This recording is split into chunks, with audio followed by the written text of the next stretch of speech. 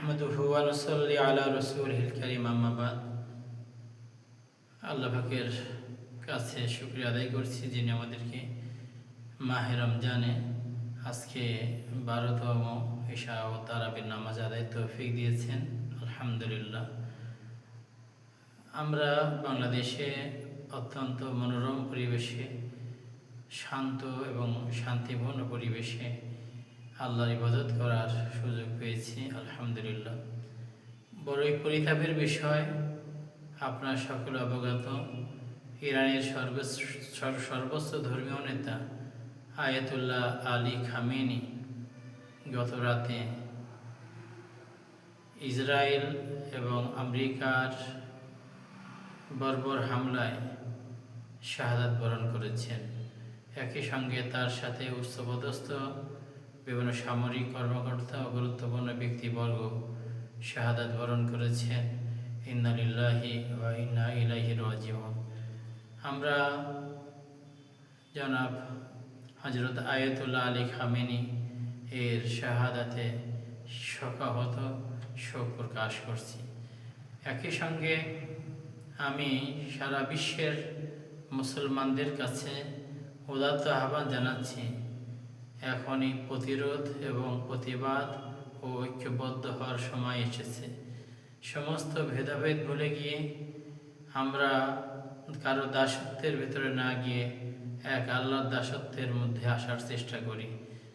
এখনও যদি আমরা না বুঝি, আজকে আমরা দেখছি আফগানিস্তান ধ্বংসের চেষ্টা করা হয়েছে, মাটির সাথে মিশিয়ে দেওয়া হয়েছে 20 বছর।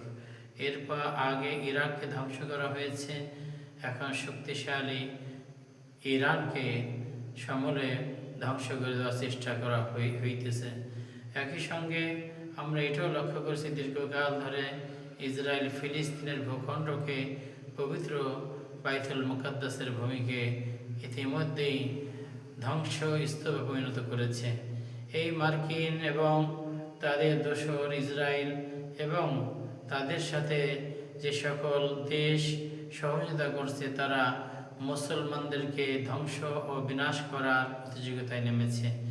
আমি উদাত্ত আহ্বান জানাবো সেই সকল দেশ ও দেশের কর্ণধারদের প্রতি, যারা মুসলিম হিসেবে পরিচয় বহন করেন, কাতার, কুয়েত, বাহরাইন, সৌদি আরব সহ যে সকল রাষ্ট্রে মার্কিন ঘাঁটি আছে, আমি তাদেরকে আহ্বান করব, দুনিয়ার মায়ায়, দুনিয়ার মোহে পড়ে আপনারা ইহুদি ও খ্রিস্টানদেরকে জায়গা দিবেন না।